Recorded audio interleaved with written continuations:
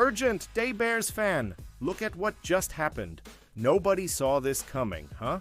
But first, make sure to subscribe to the channel because we bring you daily videos with the latest your team news, and don't forget to turn on notifications so you don't miss anything. Bears signed cornerback Nick McCloud to one-year contract, filling void in Jalon Jones' departure Lake Forest, EYL. The Chicago Bears signed cornerback and special teams contributor Nick McCloud to a one-year contract on Monday. McCloud has played in 48 games and made 16 starts in 4 seasons with Cincinnati, the New York Giants, and San Francisco. He has 1 interception and 10 passes defended in his career. Chicago is set with Jalon Johnson and Tyreek Stevenson as starting cornerbacks and Kyler Gordon in the nickel slot. McCloud has played on at least 46 of his team's special teams snaps each of the past 3 seasons. He entered the league as an undrafted free agent in 2021 after playing at North Carolina State and Notre Dame. McCloud's addition fills the void left by reserve cornerback Jalon Jones, who signed with the Arizona Cardinals as a free agent.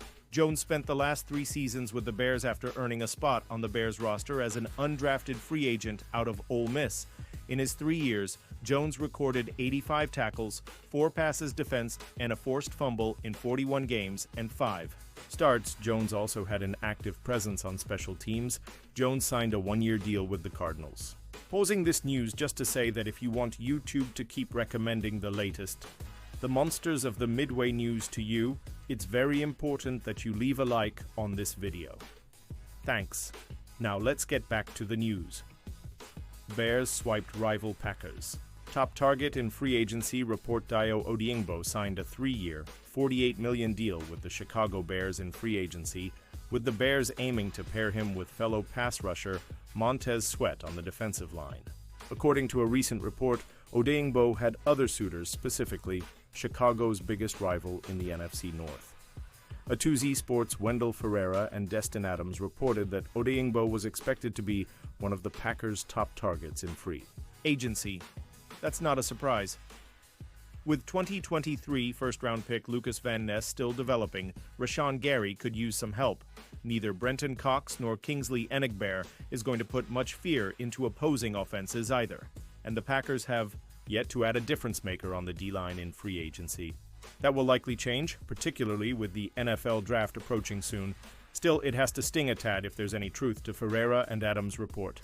Did Packers miss out on new Bears' Dayo Odeyingbo? That remains to be seen, but at 6'6" and 276 pounds with an 86-inch wingspan, Odeyingbo undoubtedly possesses elite physical traits. He also has a relentless motor, his pressure rate of 12.6 last season ranked among the top edge defenders with similar snap counts per PFF. In Chicago's aggressive 43 scheme under new Bears DC Dennis Allen, he'll have the opportunity to show what he can do in an expanded role. It's fair to suggest Odeyingbo's trajectory points upward. Coming out of Vanderbilt in 2021, he was a highly regarded prospect, but slid to the second round due to a torn Achilles suffered in pre-draft training. After recovering and gradually ramping up over his first 2 seasons, he began to flash consistently. In 2023, according to Next Gen Stats, he had a pass rush win rate of 16, 8 on third downs, a situation the Bears desperately need help in after ranking near the bottom of the league in sacks the last 2 seasons.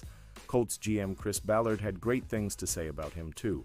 He's developed really well, Ballard said via Colts.com.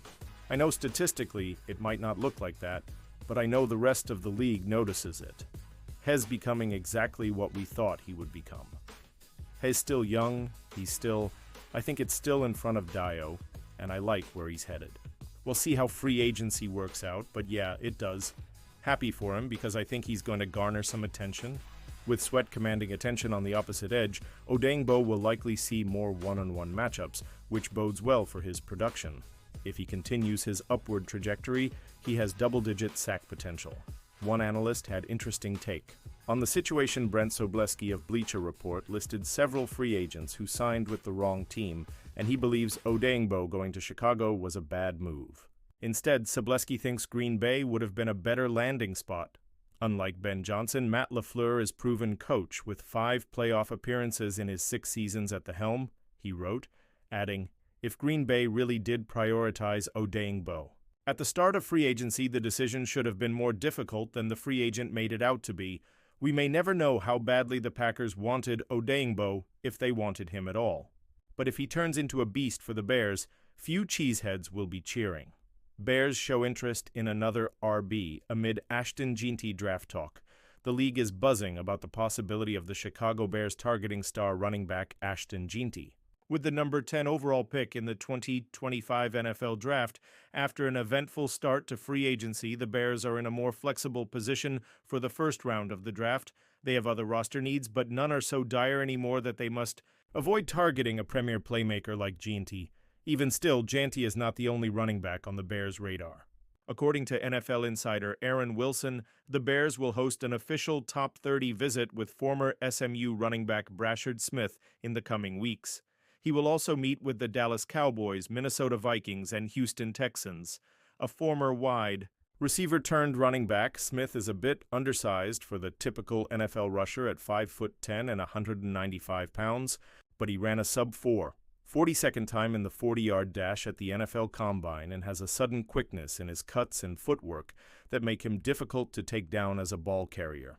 Smith averaged 5.7 yards per carry in his lone season as a collegiate running back in 2024, rushing for 332 yards and 14 touchdowns.